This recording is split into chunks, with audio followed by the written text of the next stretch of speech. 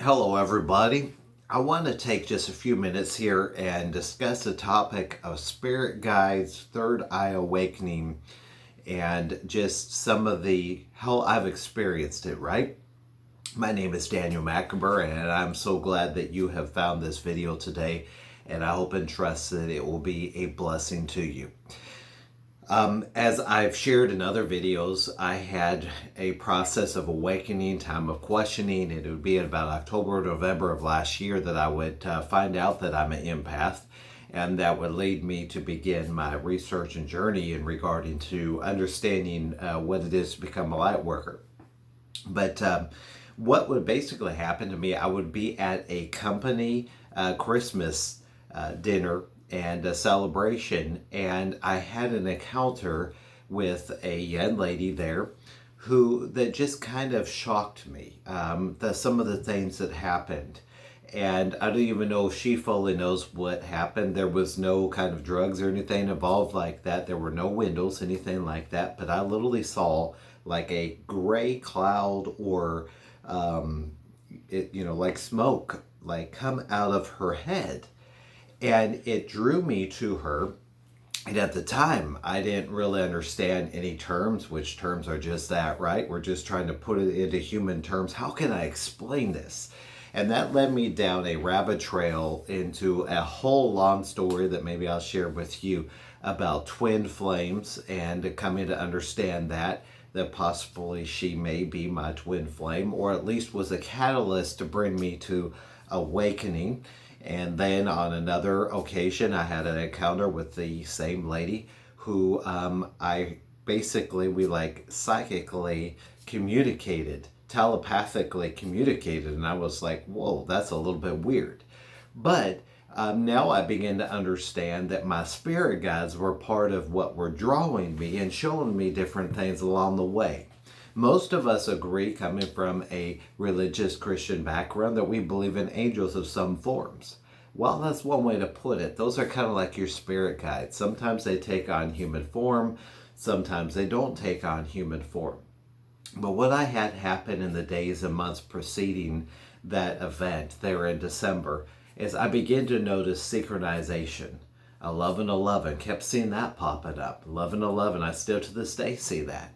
And then 444 was a prominent one. I get 555 almost every day. These different synchronizations. But the fun part that I want to share with you is in your spirit guides play. They love to play. They are so playful. And so I have a nutrition club here in Dunn, North Carolina, and I'm here minding my B's and Q's, as you say. And I just happen to glance over. We have some paper straws that are at Galaxy, and one day the cover like kind of lit up like it was a cell phone cover, and I kind of glanced over and then it kind of went away, and I was like, that was a little bit weird, interesting, okay. And me, like a kid in a candy store, I began to look around, what's going to happen next? And I think my spirit guide saw that and they said, we're going to give you more. So I go to the back and I'm rinsing the blenders, and the water literally started dancing off the bottom of the sink. And I was like, wow, that is so cool. That is so beautiful. That is so amazing. And it led me to do more research. And then I had some customers come in who had also experienced this awakening. And we started discussing different things and discussing how I'm a kid in a candy store and how the universe is opening up to me.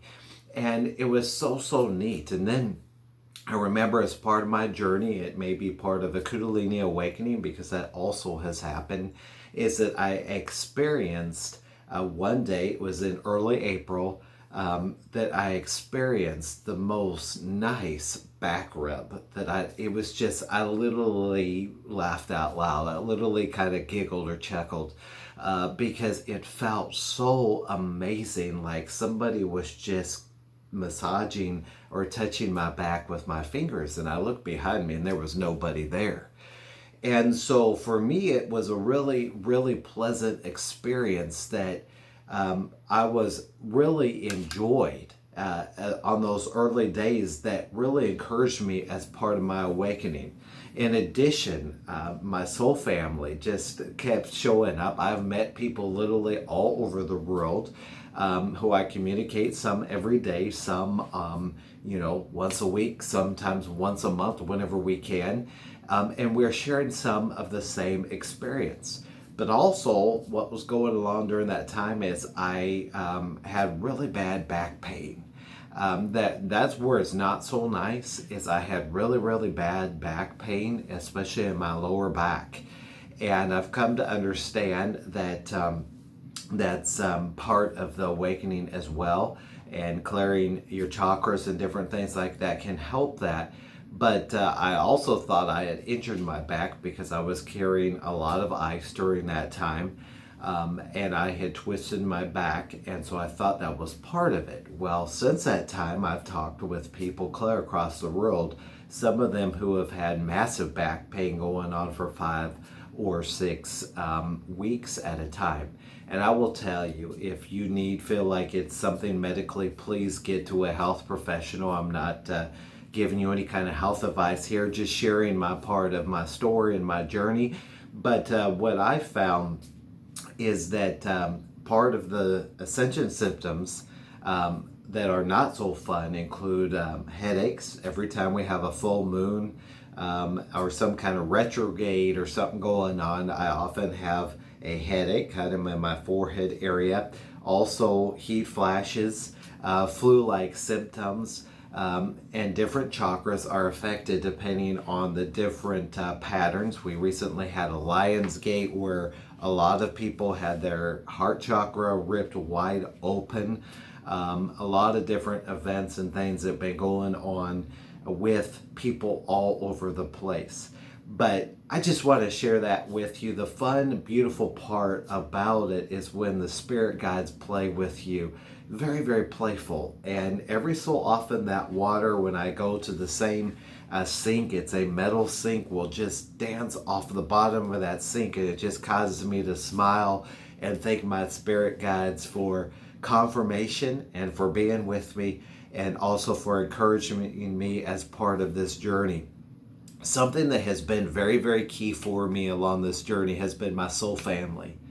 And they have just been drawn and have been reaching out to me, and I love to communicate to each and every one of you, has been very supportive. And that has been very key, because it is so easy to get lost in this journey.